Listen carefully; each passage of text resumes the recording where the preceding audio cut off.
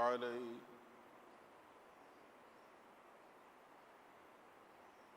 ونعوذ بالله من شرور أنفسنا ومن سيئات أعمالنا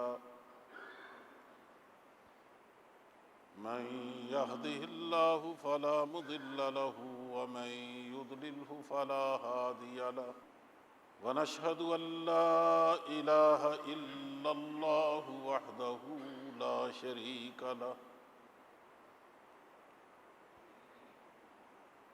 ونشهد أن سيدنا ومولانا محمدا عبده ورسوله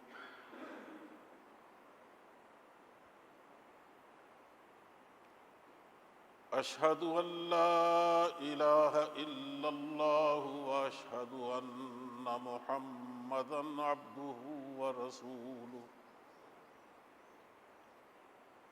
وصلى الله تعالى عليه وعلى آله وأصحابه وسلم تسليما كثيرا كثيرا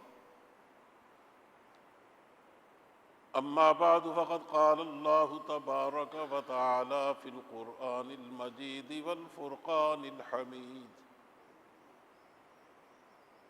أعوذ بالله من الشيطان الرجيم بسم الله الرحمن الرحيم لئن لم ينته المنافقون والذين في قلوبهم مرض والمرجفون في المدينة لنغرينك بهم ثم لا يجاورونك في المدينة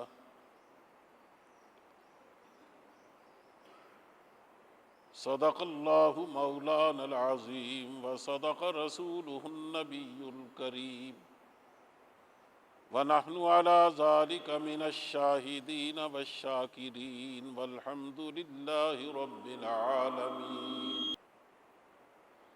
میرے بھائیوں اور عزیزوں،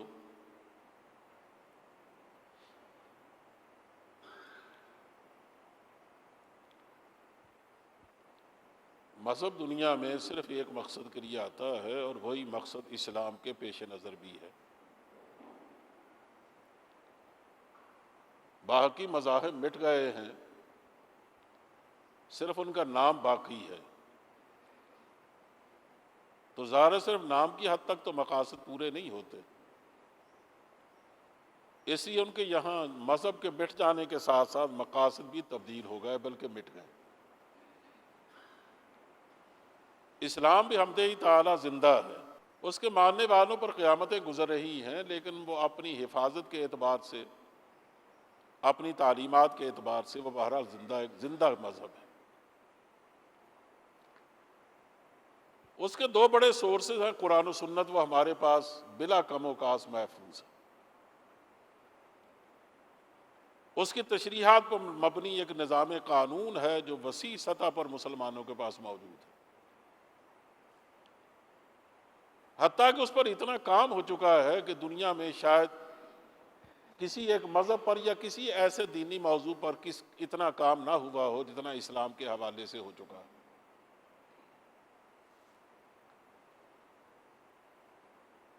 اس لیے اسلام کے پیش نظر بھی وہی حقیقی مقصد ہے جو ہر مذہب کے پیش نظر رہا، اور وہ مقصد کیا ہے؟ اس کے دو حصے ہیں۔ ایک یہ ہے کہ بندوں کا تعلق اپنے اللہ سے درست ہو جائے۔ انسان اس وقت بگڑتا ہے جب اس کا تعلق اپنے خدا سے درست نہیں رہتا، وہ اپنے اللہ کے بارے میں عجیب و غریب تصورات قائم کر لیتا ہے، اس کے ساتھ دوسروں کو شریک ٹھہرانے لگتا ہے، اس کی صفات کو بدل دیتا ہے، خود اپنے بارے میں عجیب و غریب تصورات قائم کر لیتا ہے۔ اس طرح رفتہ رفتہ جب اللہ سے اس کا تعلق بگڑ جاتا ہے یا ٹوٹ جاتا ہے تو وہ ایک آزاد زندگی گزارتا ہے، جیسے ایک حیوان زندگی گزارتا ہے۔ اس لیے مذہب کے پیش نظر اور اسلام کے پیش نظر ایک تو یہ اصل مقصد ہے کہ لوگوں اللہ کی طرف دوڑو، جیسے میں نے پچھلی دفعہ بھی کہا تھا کہ فَفِرُّوا إِلَى اللَّهِ إِنِّي لَكُمْ مِنْهُ نَذِيرٌ مُبِينٌ، کہ اللہ کی طرف دوڑو، میں تو تمہیں یہ بتانے کے لیے آیا ہوں، تمہیں آگاہ کرنے کے لیے نذیر مبین بن کے آیا ہوں کہ اگر تم اللہ کی طرف نہیں پلٹو گے تو تمہارا انجام اچھا نہیں ہوگا۔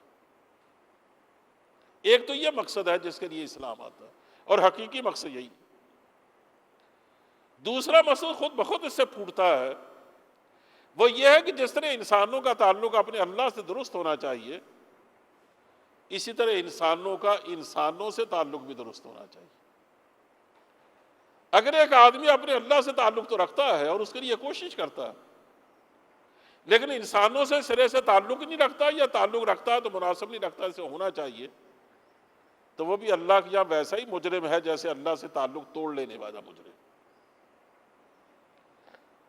اس لیے ہم جو حقوق کی تقسیم کرتے ہیں تو دو طرح سے کرتے ہیں۔ اللہ کے تعلق سے حوالے سے ہم حقوق اللہ کہتے ہیں، وہ اللہ کے حق، اور بندوں کے آپس کے جو تعلقات ہیں ان کے حوالے سے ہم حقوق العباد کا ذکر کرتے ہیں۔ لیکن حضرت صلی اللہ علیہ وسلم کے ارشادات سے معلوم ہوتا ہے کہ ایک تو وہ آدمی ہے جس نے اللہ کے حق کو تسلیم ہی نہ کیا، اس کی تو ہر بحث ہی کیا، اب تو کافر ہے۔ لیکن دوسرا وہ آدمی ہے جو اللہ کے حق کو تسلیم کرتا ہے لیکن اس میں کمی دکھاتا ہے، اس میں کوتاہی کا ارتکاب کرتا ہے، کمزوریاں دکھاتا ہے۔ مثلا اس کے حق کا پہلا تقاضا اس کی عبادت ہے، وہ باقاعدہ عبادت نہیں کرتا، پابندی سے نماز نہیں پڑھتا، رمضان آتا تو پابندی سے روزے نہیں رکھتا، حج فرض ہو جاتا تو پرواہ نہیں کرتا، زکوٰۃ فرض ہو جاتی ہے زکوٰۃ دیتا نہیں ہے، مال کماتا تو حرام طریقوں سے کماتا ہے، اور اگر اللہ اسے مال دے دیتا تو اسے حرام راستوں میں خرچ کرتا ہے۔ تو ظاہر ہے یہ جو عبادات ہیں ان کی اگر پرواہ نہیں کرتا، انہی کی وجہ سے اللہ سے تعلق مضبوط ہوتا اور صحیح ہوتا۔ اس میں جو کمزوریاں ہوں گی تو کل کو اللہ کی یہاں اس کی پکڑ بھی ہو سکتی ہے، اور اس بات کا امکان ہو سکتا ہے کہ پروردگار رحمت میں آئے، رحمت کی جوش میں آئے تو وہ اس کا کچھ حصہ اپنے بندوں کو معاف فرما دے۔ یہ اس کی اپنی مرضی پر ہے، چاہے تو پکڑ لے اور چاہے چھوڑ دے، چاہے معاف کر دے۔ لیکن دوسرا وہ حصہ جس کو ہم حقوق العباد کہتے ہیں، جس کا تعلق انسانوں کا انسانوں سے ہے، اس کے بارے میں حضور فرماتے ہیں کہ جس آدمی نے بندوں کے تعلقات میں کمزوری دکھائی، ان کی حق تلفی کی، حق شکنی کی، ان کے حقوق ادا نہیں کیے یا حق چھینے، فرمایا قیامت کے دن اس کے لیے بڑا سخت وقت ہوگا۔ ان میں ایسا آدمی بھی ہوگا، مثلا حضور نے ایک موقع پر سوال کیا صحابہ سے کہ لوگوں بتاؤ مفلس کون ہوتا ہے؟ صحابہ نے کہا حضور اس کے بعد درہم و دینار نہ ہو، کلاش نادار آدمی ہو۔ اور میں کہ نہیں، مفلس تو قیامت کے دن وہ ہوگا جو اپنے ساتھ ڈھیروں نمازیں لے کے آئے گا، بہت روزے لے کے آئے گا، بہت عمرے لے کے آئے گا، بہت زکاتیں لے کے آئے گا، بلکہ اس نے بہت نوافل پڑھے ہوں گے، اللہ کے تعلق کے حوالے سے خوب اس نے عبادت کی ہوگی۔ یہ سارا سرمایہ جب وہ اللہ کے پاس لے کے آئے گا تو اچانک ایک طرف سے ایک آدمی بڑھے گا، وہ کہے گا یا اللہ اس نے مجھ سے قرض لیا تھا، اس نے ادا نہیں کیا۔ دوسرا آئے گا کہ یا اللہ اس نے میرا فلاں حق اس کے ذمے تھا، یہ کھا گیا، اس نے پرواہ نہیں کی۔ مثلا ہمارے ماں باپ نے ہماری میراث چھوڑی، یہ میرا بھائی ہے، چونکہ بڑا تھا اس کا زور چلتا تھا، چھوٹے سارے بھائیوں کا حق وراثت کھا گیا۔ بہنیں آئیں گی وہ کہیں گی یہ ہماری وراثت کھا گئی، یتیموں کا حق کھا گیا۔ اگر کسی اونچے منصب پر فائز تھا تو نہ جانے کتنے مظلوم روتے پیٹتے آئیں گے کہ اس نے ہم پر یہ زیادتی کی، اس نے ہم پر یہ زیادتی کی، اس طرح ہمارے حقوق پہ قبضہ کیا، ہمارے مکانوں پہ دکانوں پہ قبضے کیے، ہم سے رشوت لیتا رہا، پھر بھی ہم پر ظلم توڑتا رہا۔ ایک ایک حق اس طرح جب اس کی طرف متوجہ ہوگا تو ہر حق کو سننے کے بعد اللہ فرمائے گا کہ اس کا بدلہ دو، اسے جو قرض مانگنے آیا فرمایا اس کا قرض ادا کرو۔ اب اس دن قرض کہاں سے ادا ہوگا؟ اس دن تو کسی کے پاس پیسے نہیں ہوں گے۔ وہ کہے گا یا اللہ میں کس بات سے قرض ادا کروں؟ یہاں تو ہر آدمی دہی دامن آیا ہے بالکل خالی ہاتھ۔ اللہ فرمائے گا کہ اچھا اس کے بدلے میں اتنی نیکیاں اس آدمی کو دے دو، چنانچہ اس کے نام میں عمل سے نیکیاں دی جائیں گی اور ان حق طلب کرنے والوں کو دی جائیں گی۔ چنانچہ ہوتے ہوتے وقت آئے گا کہ ساری نیکیاں جب ختم ہو جائیں گی تو فرشتے پوچھیں گے کہ یا اللہ حق طلب کرنے والے تو اور بھی ہیں، اب ان کا کیا کیا جائے؟ اللہ فرمائے گا کہ جو ان کی برائیاں ہیں نا وہ اس کے نام عمل میں شامل کر دی جائیں۔ یہ اپنے ساتھ ڈھیروں عبادت کا سرمایہ لے کے آئے گا، لیکن اپنے اس حقوق العباد میں کمزوری کی وجہ سے یا حق شکنیوں اور حق تلفیوں کی وجہ سے جب اس کے پلڑے میں ان کی برائیاں بھی ڈال دی جائیں گی تو انجام واضح ہے، بالخاص جہنم کے راستے پہ چل پڑے گا، جہنم میں پھینک دیا جائے گا۔ فرمایا یہ ہے آدمی مفلس قیامت کے دن، کہ جو دیکھو اپنے ساتھ کیا کچھ لے کے آیا لیکن حقیقت میں کچھ بھی نہیں۔ اس سے ہم اندازہ کر سکتے ہیں کہ حقوق العباد کا معاملہ، لیکن اس سے کہیں غلط فہمی یہ نہیں ہونی چاہیے، اور ہے لوگوں کو بہت سارے ماشاءاللہ ایسے لوگ ہیں وہ کہیں کوئی بات نہیں، نماز نہیں پڑھی تو کیا بات ہے، ہم نے کسی کا حق تو نہیں چھینا کبھی۔ ہم ماشاءاللہ ہمارے یہاں ایسے سیاستدان بھی گزرے ہیں، اب نام لینا تو اچھا نہیں لگتا، ایک بہت بڑا سیاستدان جو ہمارا وزیر اعظم بھی رہا، اس نے جلسہ عام میں یہ بات کہی اور کچھ خدا کا خوف نہیں آیا اسے، انہوں نے کہا کہ ہاں میں شراب تو پیتا ہوں لیکن لوگوں کا خون نہیں پیتا۔ اس کے نہیں شراب پینا بات ہی کوئی نہیں، وہ سمجھتا ہے لوگوں کا خون پینا تو لوگوں کا حق چھیننا ہے نا، حالانکہ وہ بھی بے تحاشا چھینے ہوں گے۔ جو آدمی اللہ سے نہیں ڈرتا وہ اللہ کے بندوں سے کہاں سے ڈرے گا؟ اسی جب کسی آدمی کے بارے میں یہ بتایا گیا تھا عمر فاروق کو کہ وہ جہاد پہ جا رہا لیکن نماز کا پابند نہیں ہے، اور جس میں نماز نہیں ہے اور جہاد کا کوئی اعتبار نہیں، یعنی جو اللہ کے سامنے بر وقت جھکنا نہیں جانتا، کیا وہ اس کے سامنے سر کٹوانا جانتا؟ یہ تو بالکل دو اجنبی سی باتیں ہیں نا، کیا تعلق ہے آپس میں آخر ان کا؟ تو جو آدمی اللہ سے اپنے دل میں اللہ سے ڈرتا نہیں ہے نا، اس سے ڈر کر جو آدمی بندوں کا حق نہیں کھاتا، اور جو آدمی اس کے سامنے دلیر ہے بندوں کے سامنے دلیر کیوں نہیں ہوگا؟ اس سے بڑی غلط فہمی ہے کہ بعض لوگ یہ کہتے ہیں کوئی بات نہیں، نمازوں کا کیا ہے، روزوں کا کیا ہے، اللہ معاف کر دے گا، لیکن ہم لوگوں کے حق تو نہیں کھاتے، حالانکہ حق کھاتے ہیں لیکن اس کی پرواہ نہیں ہوتی۔ تو خیر کہنا یہ ہے کہ یہ دونوں چیزیں پہلو بہ پہلو چلنی چاہیے، لیکن اس کا معاملہ زیادہ سنگین ہے کہ بندوں کے حق نہ چھینے جائیں، بندوں کے حق تلف نہ ہونے پائے۔ لیکن میں اس وقت حق حقوق کی بات نہیں کر رہا، میں اس وقت یہ کہہ رہا ہوں کہ مذہب کا دوسرا مقصد یہ ہے کہ وہ بندوں کے تعلقات آپس میں درست رکھتا۔ بندے کون ہیں؟ ایک گھر میں جتنے آپ بندے رہتے ہیں غور کیجئے وہ کون کون ہیں؟ میاں بیوی ہیں، اولاد ہے، ماں باپ ہیں، یا ان کے پہلے ماں باپ اگر زندہ ہیں تو وہ بھی ہیں۔ اب جس طرح لوگوں پر یہ ذمہ داری ہے کہ وہ خود بھی نماز پڑھیں اور بچوں سے پڑھوائیں، بالکل اسی طرح یہ بھی ذمہ داری ہے کہ وہ اپنے ماں باپ کی خدمت کریں اور ان کے بیٹے ان کے ماں باپ کا حق پہچانیں۔ یعنی اگر آپ فرض کریں خود میاں بیوی اور آپ کے بچے ہی ہیں اور کوئی نہیں ہے آپ کے پاس، اب باپ اور بیٹے میں کیا رشتہ ہونا چاہیے، ماں اور بیٹی میں کیا رشتہ ہونا چاہیے، بیوی اور شوہر میں کیا رشتہ ہونا چاہیے، ان کے آپس کے تعلقات کی نزاکت کیا ہے، اس کی حدود کیا ہے، ان میں ان کی پاسداری کیسے ہونی چاہیے، ان میں سے ایک ایک بات کا اگر آپ پوری طرح تکلف نہیں کرتے ہیں، یعنی اس کی پابندی نہیں کرتے ہیں، تو اس کا مطلب یہ کہ آپ تو گھر میں 4 افراد ہیں، آپ کے اپنے معاملات درست نہیں، باقیوں کیا درست کریں؟ اسلام کا پہلا تقاضا یہ ہے کہ نیکی گھر سے نکلنی چاہیے، آپ اپنے گھر کے معاملات تو درست کریں۔ آپ کو معلوم ہونا چاہیے کہ باپ کیا ہوتا ہے، اس کا تقدس کیا، ماں کا تقدس کیا ہے، اس کا مقام و مرتبہ کیا، اس لیے آپ کو معلوم ہونا چاہیے بیٹی کس کو کہتے ہیں، یا آپ کو معلوم ہونا چاہیے بہن کس کو کہتے ہیں۔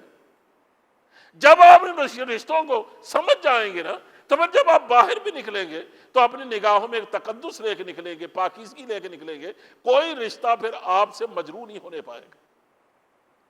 اس لیے میں نے کہا کہ اس کا آغاز گھر سے ہونا چاہیے۔ پھر جب آپ باہر نکلے نا تو اسلام آپ کو مزید تعلیم دیتا ہے۔ گھر میں جو رشتے آپ نے سمجھے اور جن کا احساس زندہ کیا وہ تو آپ کے وہ رشتے جو رحم سے پیدا ہوئے، لیکن اب جب باہر نکلتے ہیں آپ تو اور رشتے وجود میں آتے ہیں۔ جو آپ کے ہمسائے میں ہے، یاد رکھو اس کے ساتھ آپ کا رشتہ ہے، اس کے حقوق ہیں۔ حضور نے یہاں تک فرمایا کہ ہمسائے کے اس حد تک مجھ پر حقوق نازل ہو رہے ہیں کہ مجھے اندیشہ ہے کہ کہیں تمہاری حق کے وراثت میں اس کو شریک نہ کر دیا جائے، کہ جس طرح بیٹے کی وراثت باپ کی وراثت جب بیٹا لیتا ہے نا، یہ کہا جائے اس کا ہمسایہ بھی لے گا۔ کہا مجھے یہ ڈر ہے، لیکن اسے اندازہ کریں آپ کہ وہ کتنا قریب ہے ہمارے، اس لیے باقاعدہ گن گن کر اس کے بھی حقوق بتائے، لیکن ان میں سے جو سب سے بڑا حق بتایا وہ یہ ہے کہ دیکھنا تمہارے اور اس کے درمیان جو درمیان میں دیوار ہے نا، اس دیوار کا تقدس کبھی مجروح نہ ہونے پائے، اس دیوار سے جھانکنے کی کوشش کبھی نہ کرنا۔ اس طرح اس کی بیٹیاں ہیں نا، وہ تمہاری بھی بیٹیاں ہیں، اس کی بیوی ہے وہ تمہاری بہن ہے یا تمہاری بیٹی ہے۔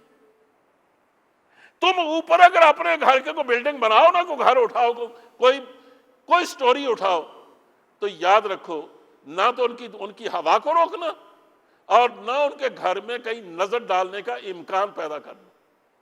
یہ حضور کے ارشادات ہیں کہ تم اس طرح اوپر کی سٹوری مت اٹھاؤ کہ تمہارے ہمسائے کے گھر میں ہوا ہی نہ پہنچ سکے۔ اس زمانے بجلی تو نہیں ہوتی تھی نا، ہوائیں چلتی لوگوں تک پہنچتی تھی۔ کہا اس کی روک نہ پیدا کرنا، اور مزید کہا کہ اس طرح عمارت مت بنانا کہ تمہاری نگاہیں کبھی بھول کر بھی ادھر جا سکے۔ اگر کبھی ایسا ہوا تو کل کو تمہیں جواب دینا پڑے گا کہ تم اس طرف دیکھے کیوں تھے، یا تم نے اس طرح اپنا مکان بنایا کیوں تھا۔ اس معاملے میں دیکھ لیجئے نبی کریم صلی اللہ علیہ وسلم کی ہدایات کتنی شدید ہیں، اور ابھی تو میں اور باہر نکلوں گا تو مزید ہم پڑھیں گے، لیکن ذرا دیکھیے یہاں ابتدا ہی میں اسلام اس پہلو سے کس کی شدت رکھتا ہے اپنے اندر کہ ایک صاحب حضور سے ملنے آئے۔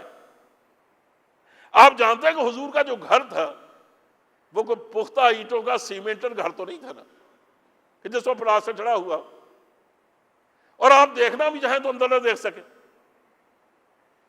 کچی اینٹیں یا پتھر گارے سے لگائے گئے، اور وہ بھی آپس میں پوری طرح جڑے ہوئے نہیں، بعض جگہ شگاف رہ جاتا تھا اور اس سے اندر نگاہ پڑ سکتی تھی۔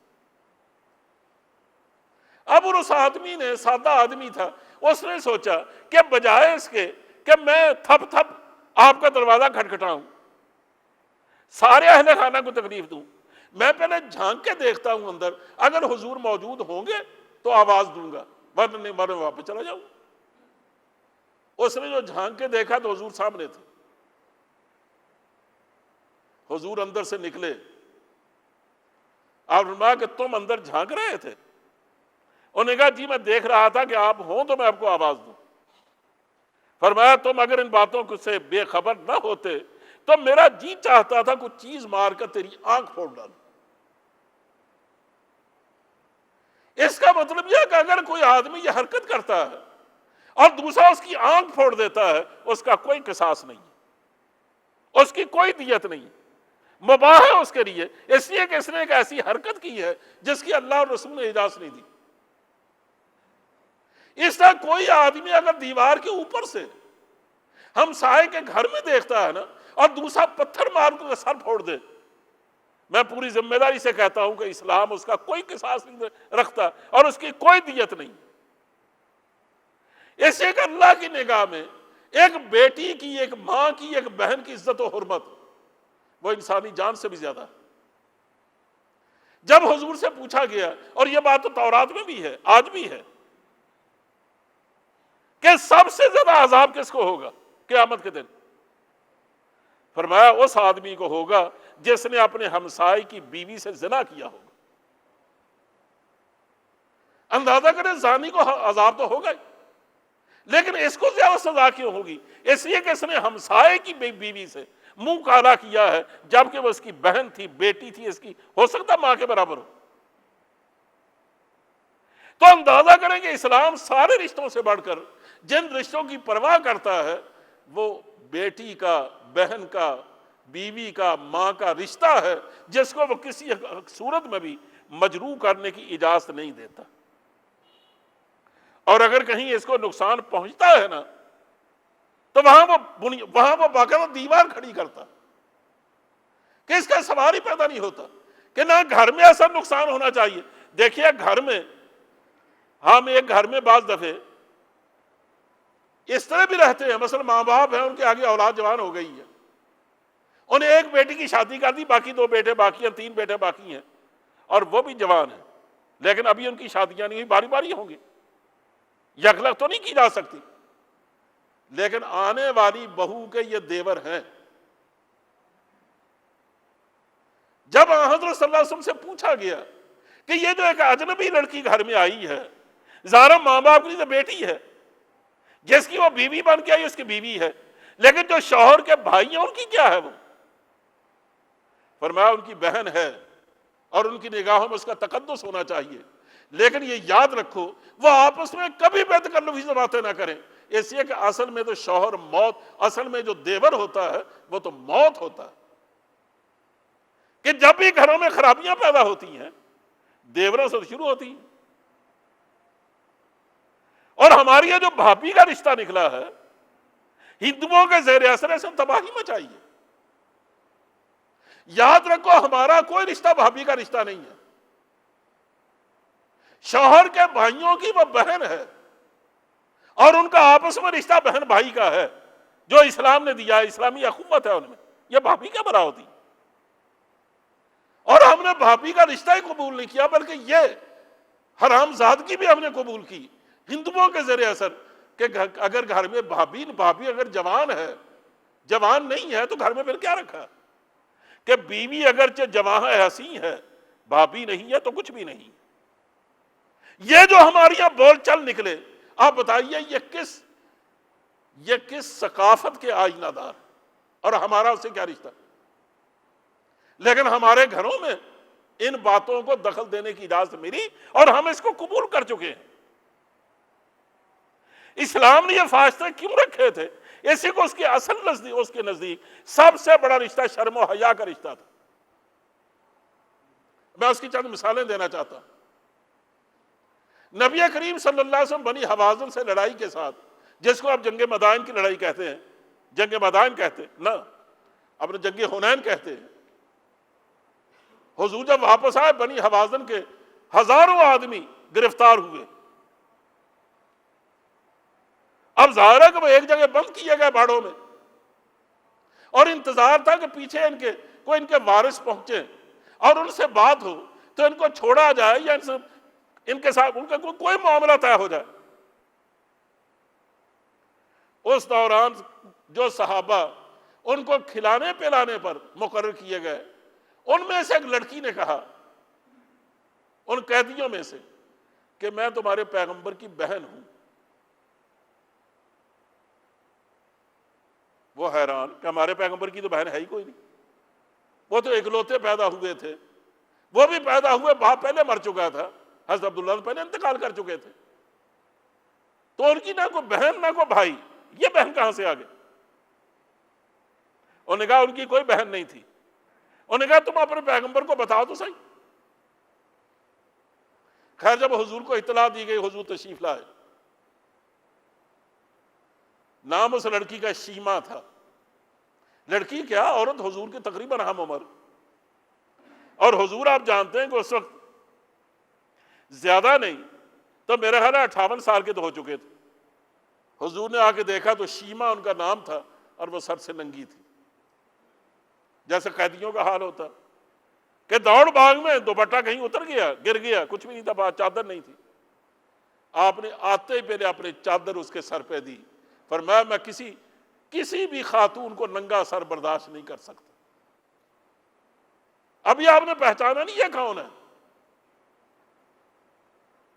کہا تم مسلمان بھی نہیں ہو, میں جانتا ہوں, لیکن انسان تو ہو نا. میں کسی بھی آدم ذاتی کو ننگے سر دیکھوں, یہ نہیں ہو سکتا. یعنی ہم تو کافر عورت کو بھی ننگے سر برداشت نہیں کر پاتے. چاہے جائے کہ اپنی بہو بیٹیوں کی عزت پامال کرنے کے لیے ان کے سر بھی ننگے کرے, ان کے پنڈلیوں سے بھی کپڑا اٹھا دے. یہ اندھیر نگری کب کسی نے تصور کی تھی کہ کبھی مسلمانوں میں بھی راہ پائے گی؟ کہا یہ تم کافر زادی ہو, لیکن میں تمہارا ننگا سر برداشت نہیں کر سکتا. انہوں نے کہا محمد تم نے مجھے پہچانا نہیں صلی اللہ علیہ وسلم؟ اور میں کہ نہیں. کہا میرا نام شیما ہے، ہم نے ایک ماں کا دودھ پیا تھا، میں بھی حلیمہ کی بیٹی ہوں، دودھ پینے والی بیٹی، رضائی بیٹی، آپ نے بھی ان کا بھی دودھ پیا تھا. اور شاید اللہ نے یہ تعارف کو باقی رکھنا تھا کہ ایک نے ایک دفعہ میں نے ان کو نہ جانے کیا کہا یا کیا کیا، تو آپ نے چھوٹی عمر میں میرے یہاں کاٹا تھا اور ابھی تک اس کا نشان باقی ہے، اور ممکن ہے آپ کو یاد ہو. کہا مجھے یاد ہے، دکھاؤ مجھے. انہیں وہ نشان دکھایا، آپ نے سر پہ ہاتھ پھیرا کہ ہاں تم میری بہن ہو. آپ جانتے ہیں جیسا رشتہ مسلمانوں میں حقیقی ماں باپ کا ہے نا، ایسا رضائی ماں باپ کا بھی ہے. اور رضائی ماں باپ کی کے رشتوں، جن رشتوں میں نکاح نہیں ہوتا، محرم اور نامحرم کے رشتے چلتے ہیں، وہی رضاعت میں بھی چلتے ہیں. حضور نے فرمایا کہ جو رحم کے رشتے حرام ہوتے ہیں وہی رضاعت سے بھی حرام ہوتے ہیں، صرف دودھ پینے سے. اور میں کہ تم میری بہن ہو، میں نے پہچان لیا، میرا گھر حاضر ہے، چاہو تو میرے ساتھ گھر چلو، اور اگر چاہو تو ابھی میں تمہارے گھر میں واپس بھیج دوں.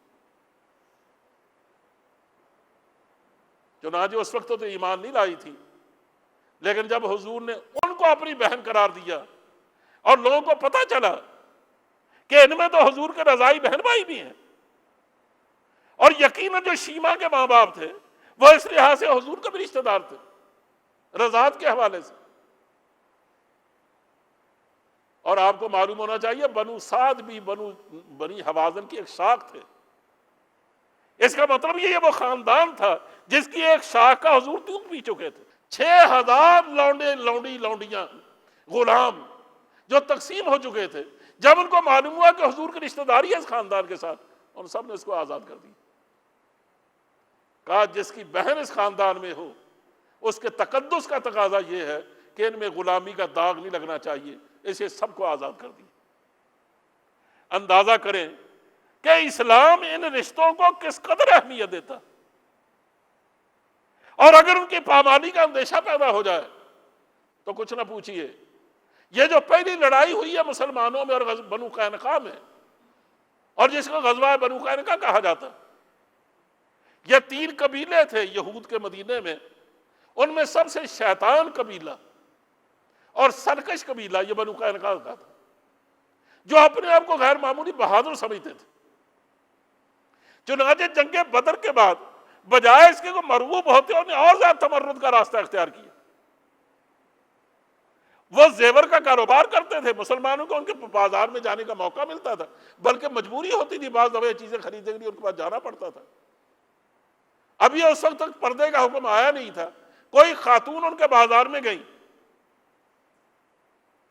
وہ جب اٹھنے لگیں تو ان کا جیسے آپ نے دیکھا ہوگا ہمارے دیہات میں اس طرح کا لباس پہنا جاتا تھا، تہبندی سمجھ لیجیے، ہوتا تو کگرا سا تھا، وہ عورتیں پہنا کرتی تھی.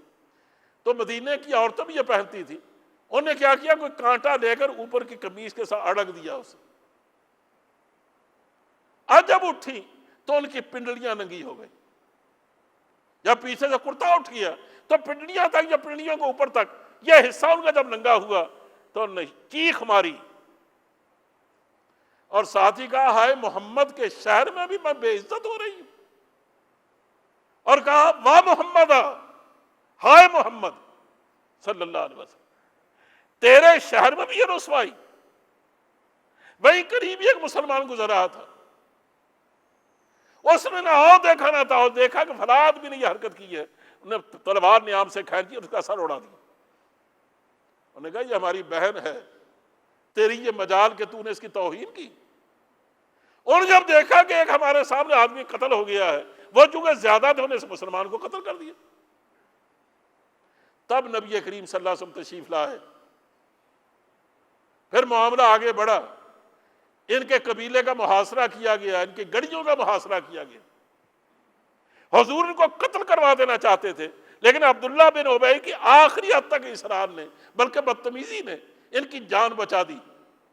اور حضور نے کہ یہاں سے نکل جائے، میں ان کی شکل نہیں دیکھنا چاہتا.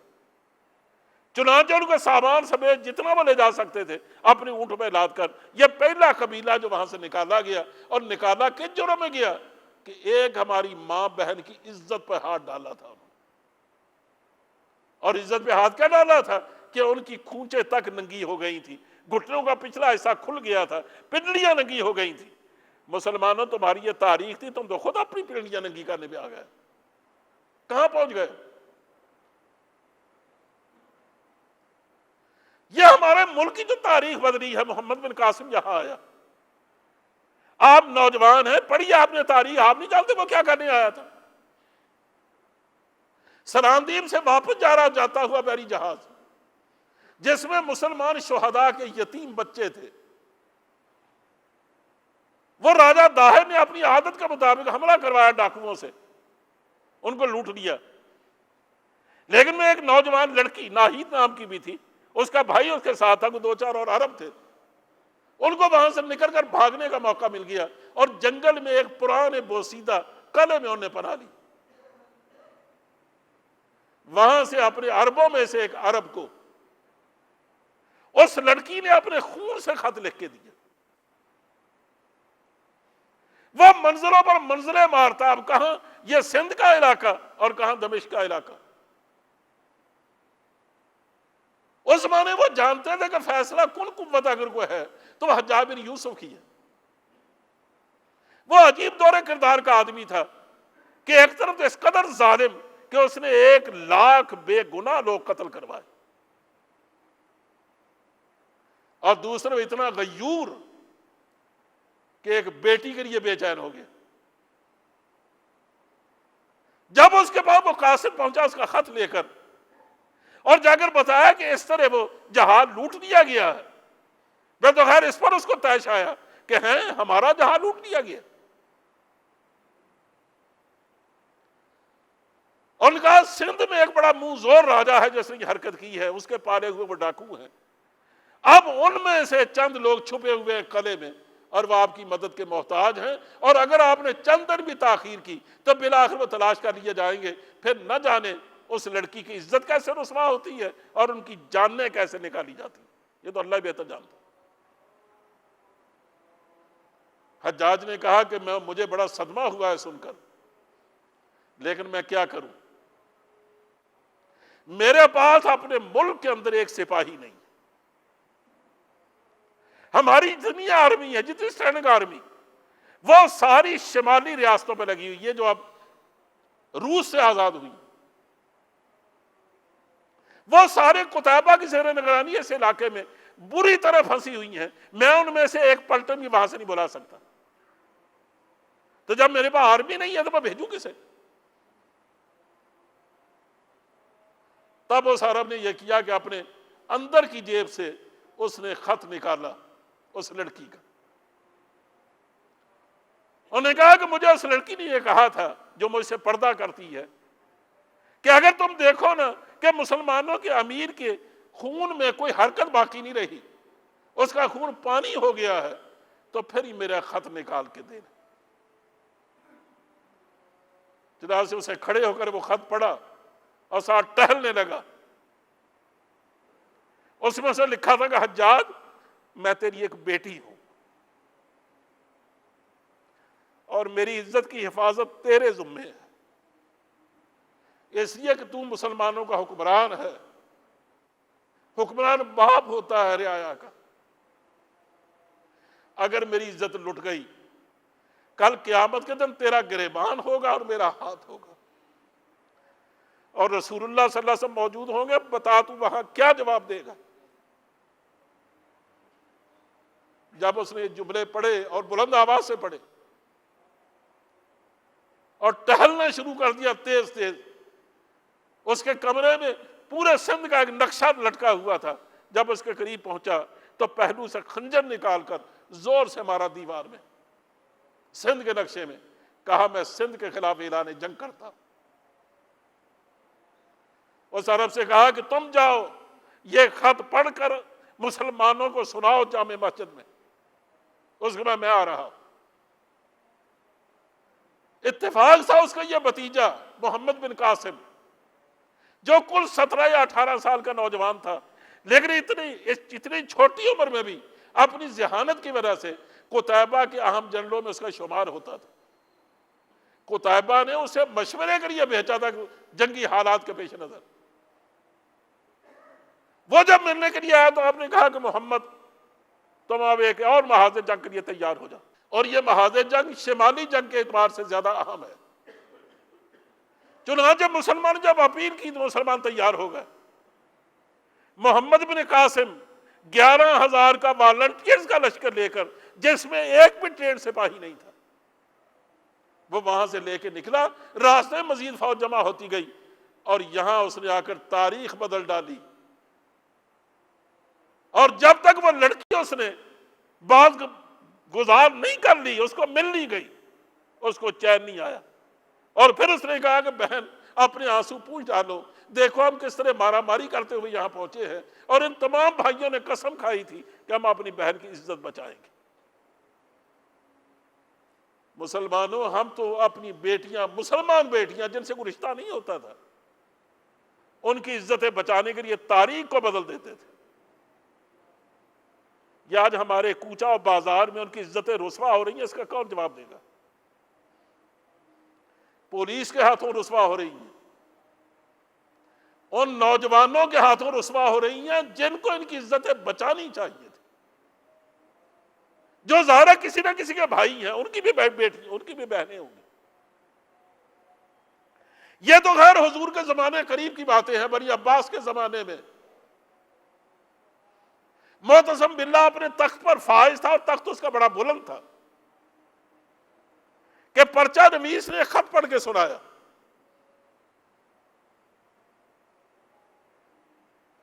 ایشیا کوچک کی آخری ریاست سے، آرمینیا کے علاقے سے، وہاں سے ایک پرچہ نویس نے، CID کے آدمی نے لکھا کہ میں یہاں سے گزر رہا تھا تو یہاں کچھ لوگ مسلمان ہو چکے ہیں، اور یہ ہمارا آخری علاقہ ہے، اس کے بعد ان کی سیاست شروع ہو جاتی ہے۔ کہا یہاں میں سے گزر رہا تھا تو میں نے دیکھا ہے کہ مسلمان خاتون کو ایک نوجوان نے چھیڑا، اس کا دوپٹہ کھینچا، اس نے چیخ ماری اور ساتھ یہ کہا واہ معتصمہ، ہائے معتصم تو کہاں؟ یہ معتصم باللہ کا زمانہ ہے، خلیفہ عباسی کا۔ چنانچہ جیسے ہی پرچہ نویس نے بلند آواز سے یہ پڑھا کہ اس نے یہ کہا واہ معتصمہ، تو تاریخ میں آتا ہے کہ اوپر سے معتصم نے چھلانگ ماری اور کہا لبیک یا امت اللہ، وہ اللہ کی بندی، وہ اللہ کی بندی، میں حاضر ہوں۔ انہوں نے کہا کہاں ہے معتصم تو؟ میری عزت کو خطرہ ہے، تو کیسے بچائے گا مجھے؟ اپنے وزیر اعظم سے کہا کہ شام تک یہاں سے فوجیں روانہ ہو جانی چاہیے، اور میں خود کمان کروں گا۔ اندازہ کریں کہاں ایشیا کوچک کی آخری سرحد، اور کہاں دمشق، منظروں پر منظریں مارتا ہوا وہ وہاں پہنچا، اور اس نے وہ پوری ریاست رونڈ ڈالی۔ بالآخر وہ اس لڑکی کو تلاش کرنے میں کامیاب ہو گیا، اور اس لڑکی کہنے کا بیٹی یہ دیکھ میں نے کپڑے نہیں بدلے، میں نے قسم کھا لی تھی کہ جب تک تیرے آنسو نہیں پوچھوں گا کپڑے نہیں بدلوں گا۔ مسلمانوں میں کہتا ہوں وہ غیرت کرنے والے کہاں چلے گئے؟ اب کیا میں اخباری تراشے آپ کے سامنے رکھوں؟ آپ ہی تو روز پڑھتے ہیں، بچیاں جو باہر نکلتی ہیں، اولاً تو بچیوں کو کون سمجھائے کہ تم بے پردہ کیوں نکلتی؟ لیکن بے پردہ بھی بچیاں نکلیں تو ان کی عزت پہ ہاتھ ڈالنا تو کسی کے لیے جائز نہیں۔ ہمارے مسلمانوں کے بچے جو کبھی غیر مسلموں کی بھی حفاظت کیا کرتے تھے، اور ہماری عزت و حرمت کے احساسات یاد رکھو سکھوں میں، ہندوؤں میں منتقل ہوتے تھے، اس لیے ان کی وہی ثقافت بن چکی تھی جو ہماری تھی۔ میں صرف ایک واقعہ سناتا ہوں، وقت تو زیادہ ہو رہا۔ قاضی احسان شجاع آبادی اللہ ان کی مغفرت فرمائے، وہ ہمارے سید عطا اللہ شاہ صاحب بخاری کے ساتھیوں میں سے تھے اور بہت بڑے خطیب تھے۔ ملک کی آزادی میں ظاہر ہے کہ ان لوگوں کا بڑا کردار ہے۔ انہوں نے کہا کہ میں تحریک آزادی کے سلسلے میں جیل میں تھا، تو 1 کلاس کے جو قیدی ہوتے ہیں ان کو جو خدمت کرنے کے لیے خدمتی ملتے ہیں وہ عام طور پر پرانے ڈاکو قاتل اس قسم کے لوگ ہوتے ہیں، ان کو خدمت پہ لگا دیا جاتا ہے، جن کو عمر قید ہو چکی ہوتی ہے نا ان کو خدمت پہ لگا دیا جاتا ہے۔ کہا مجھے جو خدمتی ملا، مشقتی ملا، جو بڑی میری خدمت کرتا، میرا بڑا خیال رکھتا، وہ ایک سکھ تھا جو برسوں تک ڈاکے مارتا رہا اور اس کے ہاتھوں کو شاید مارے بھی گئے ہوں گے لوگ، اب اس کو عمر قید ہو چکی تھی، وہ اپنی قید بھگت رہا تھا۔ قاضی صاحب نے کہا جب کوئی موج میں ہوتا تو اپنے قصے کہانیاں سناتا، تو مجھے پیار سے وہ ویر جی کہا کرتا تھا۔ تو کہنے کا ویر جی میں آپ کو ایک عجیب قصہ سناؤں کہ ہمارا طریقہ یہ ہوتا ہے ڈاکوؤں کا کہ ہم جب کسی جگہ ڈاکہ ڈالتے ہیں نا، اور اگر ہم دیکھتے ہیں کہ وہاں سے مدافعت کا خطرہ ہے اور وہ بڑی قوت ہے، تو ہم پھر دوسرے اپنے گروہ کو پیغام بھیجتے ہیں اپنی معاونت کے لیے۔ اس کو ہم سدا کہتے ہیں، ہم سدا بھیجتے ہیں، اور سدے پہ جو دوسرا گروہ آتا ہے نا ان کے اپنے اصول ہیں، وہ ہم سے نہیں پوچھتے کہ جانا کہاں ہے اور کہاں حملہ کرنا ہے۔ جس چوراہے میں ان سے کہہ دیا جائے وہاں پہنچ جاتے ہیں، آگے بلانے والا لگ جاتا ہے، پیچھے سدے پر آنے والا لگ جاتا ہے۔ کہا اس طرح ہم نے صدا بھیجا کسی کو، وہ آ گئے، ایک چوراہے میں ہم اکٹھے ہوئے، اب آگے آگے ہم نہ بلکہ ہمیں کسی نے بلا بھیجا تو ہم کسی سدے پہ گئے، تو آگے آگے وہ ہو گئے، پیچھے پیچھے ہم۔ کہا جب ایک گاؤں کے قریب پہنچے نا تو میں نے ان کے آثار سے اندازہ لگایا کہ یہ اس گاؤں پر حملہ کرنا چاہتے، اس گاؤں پر ڈاکہ ڈالنا چاہتے۔ تو کہنے لگا کہ میں نے ان سے کہا کہ دیکھو اس گاؤں پہ تم ڈاکہ ڈالنا چاہتے، حالانکہ یہ اصول کے خلاف تھا، مجھے نہیں پوچھنا چاہیے تھا، لیکن میں نے پوچھا، میں نے کہا کہ مجھے معلوم ہوتا ہے کہ تم اس گاؤں پہ ڈاکہ ڈالنا چاہتے۔ انہوں نے کہا ہاں۔ انہوں نے کہا میں تو اس گاؤں پہ ڈاکہ نہیں ڈالنے دوں گا۔ انہوں نے کہا کیوں؟ وہ کہنا ہے یہ تو میرے جوائیاں دا پنڈ ہے۔ جوائی کہتے ہیں نوجوانوں داماد کو، یعنی بیٹی کا شوہر۔ انہوں نے کہا یہ تو میرے دامادوں کا گاؤں ہے، میری بیٹی یہاں رہتی ہے، تو مجھے اس کی اتنی لاج بھی نہیں کہ میں اس گاؤں کو اجڑنے دوں۔ کہا میں تو نہیں حملہ کرنے دوں گا۔ تو قاضی صاحب کہنے لگے کہ مجھے وہ پہلے بتا چکا تھا کہ اس کی تو شادی نہیں ہوئی۔ تو میں نے کہا سردار تو نے تو ساری عمر شادی نہیں کی، تو تیری بیٹی کہاں سے ہو گئی، تیرے داماد کہاں سے ہو گئے، جوائی کہاں سے ہو گئے تیرے؟ یہ تو کیا کہہ رہا ہے کہ میرے جوائیاں دا پنڈ ہے؟ تو کہنے لگا ویر جی تسی بھی بڑے سدھے، بڑے سادہ ہے آپ بھی۔ کہنے لگا کہ میرے گاؤں کے ایک مسلمان جلاہے کی بیٹی، وہ اس گاؤں میں بیاہی ہوئی تھی۔ تو گاؤں میں کی بیٹیاں تو سب کی بیٹیاں ہوتی ہیں، تو چاہے میں سکھ ہوا مسلمان ہے، وہ جلاہا صحیح، لیکن اس کی بیٹی تو میری بیٹی ہے نا، تو اس کا خامن میرا داماد نہ ہوا، اور وہ گاؤں وہ پنڈ جڑا کیا میرا جوائیاں دا پنڈ نہ ہویا۔ کہنے لگا میں نے اپنے اس دامادوں کے گاؤں پر حملہ نہیں کرنے دیا اور ہم واپس چلے گئے۔ مسلمانوں یہ کس کے اثرات تھے؟ سکھوں کی تو کوئی تہذیب نہیں، یہ ہماری تہذیب تھی کہ ان کو متاثر کیا تھا، وہ ہمارے رنگ میں رنگے گئے تھے۔ کتنے ہندو تھے جو حضرت صلی اللہ علیہ وسلم کی شان میں نعت کہتے تھے، اس لیے کہ ہمارے اندر کچھ نہ کچھ شرم و حیا باقی تھا۔ جب ہم میں ہی نہ رہا بلکہ ہم اوپر والوں کے اشاروں سے اپنے کپڑے اتارنے میں تل گئے ہیں اور پوری تاریخ کو ہم نے مسموم کر کے رکھ دیا ہے، تو پھر ظاہر گلی کوچوں سے یہی کچھ ہوگا۔ لیکن میں صرف یہ کہنا چاہتا ہوں کہ لوگوں کچھ آنکھیں کھولو، یہ ایک سیلاب آ گیا ہے بے حیائی کا۔ ہمارے ذرائع ابلاغ نے بالکل کپڑے اتار دیے۔ وہ کبھی جو اس بازار کی باتیں تھی نا وہ ہمارے بیڈ روم میں آ گئی۔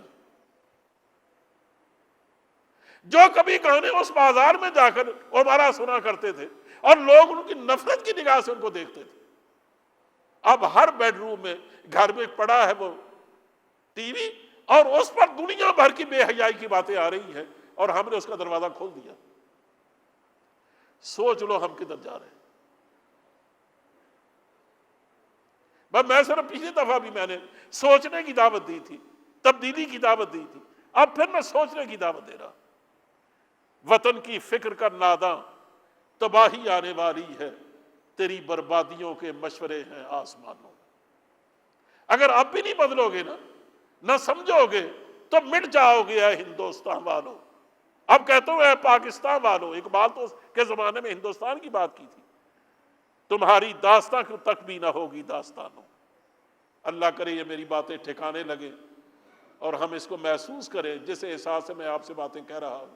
وآخر دعوانا الحمدللہ۔